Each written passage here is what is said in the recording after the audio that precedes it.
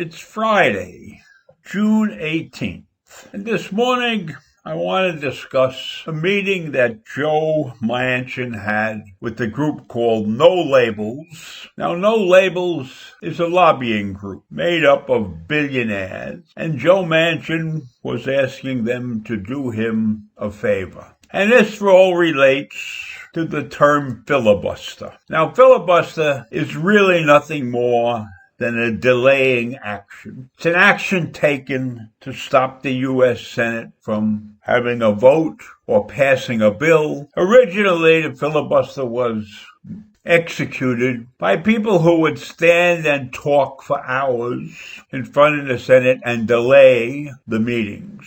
The longest filibuster on record is the one that Senator Strom Thurmond held against the civil rights laws. He spoke for over 24 hours and delayed the Senate. Right now, they have some rules in place that you can't delay more than 30 hours. And if they can get 60 senators to vote closer, then the filibuster will be over. But right now, the way the filibuster works is if you intend to filibuster, you just make that announcement, and then whatever you are filibustering against will be tabled. So Joe Manchin has been filibustering about several things. One of them has been the infrastructure bill. He's against portions of the infrastructure bill, particularly against the corporate tax increase. And that's right along with what the Republicans want. The Republicans want a much smaller infrastructure bill. So Manchin is holding up the Democrats, being that he's a moderate Democrat and he's adverse to the progressive wing of the Democratic Party right now. So in any event, he is very much in favor of passing the January 6th commission legislation, which is right now 4 votes shy of passage. So I'm going to tell you about a Zoom meeting that Joe Manchin held with a lobbying group called No Labels. This is a very influential lobbying group made up of billionaires, and they work behind the scenes to get things done in favor of conservative Democrats and moderate Republicans. And Joe Manchin was appealing to them to help him get the January 6th commission bill passed, because he felt that if they didn't pass this bill, then the far left of the Democratic Party would have one of their best arguments against the filibuster, which Joe Manchin is in favor of. And the filibuster is a critical priority for the donors on the call, because there is much legislation that they are against that gets filibustered out of commission, so to speak. In any event, Joe Manchin needed votes for the January 6th commission because he was 4 votes shy of getting it passed. And Senator Roy Blunt, who was a moderate Missouri Republican and who voted against the commission and is actually a good friend of Joe Manchin's, but he's retiring. And so Joe was talking to this No Labels group about getting Roy to change his vote. That would be nice, and it would help the country, because Joe Manchin is in favor of the January 6th commission, and he feels that it needs to be run. That commission has to take place.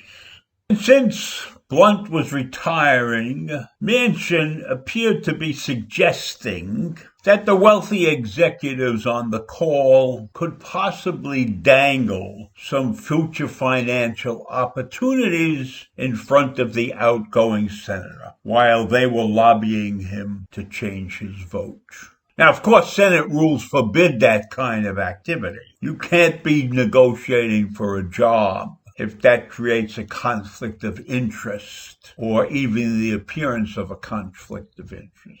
Now, Manchin doesn't come straight out and say that. He can't do that. That would be disastrous for him. Instead, he takes the approach. He tells No Labels that the commission is important in its own right. It's necessary to determine how security failed and what President Donald Trump's role was in the riot. But it's critical to maintain support for the filibuster in Manchin's mind, and that's what he's telling the No Labels group. And the January 6th commission got 56 votes. They're 4 short of the 60. So I guess in addition to asking for help with Roy Blunt, Manchin probably wouldn't mind if the No Labels group lobbied a couple of other possible moderate Republican senators to change their votes also. It also believes that his position on bipartisanship is crumbling because he has been a staunch supporter of bipartisanship and believes that he could work with Republicans on the other side of the aisle. So falling 4 short is not good for his position on bipartisanship. Now, he knows that he can get another vote from Senator Pat Toomey, who's a moderate Republican from Pennsylvania, because he missed the vote on the day they took it. So really, in essence, Manchin is looking for 2 more votes beyond Toomey and Blunt. Manchin has put himself in a difficult position. He's fighting for bipartisanship, and he's also taking a stand against the far left of his own party. And they are probably looking at him and laughing, because obviously bipartisanship hasn't worked. It's not working right now for Joe.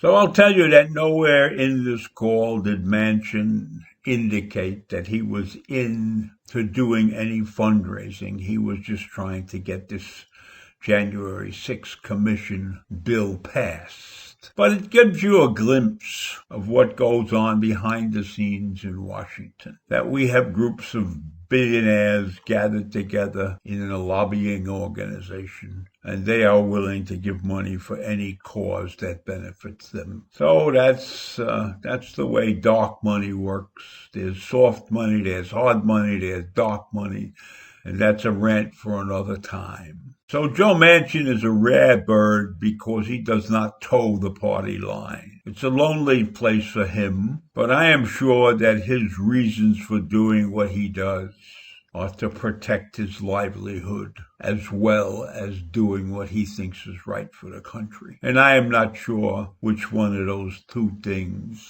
is most important to him. So I leave you with those thoughts, and I'll see you in the morning. Bye.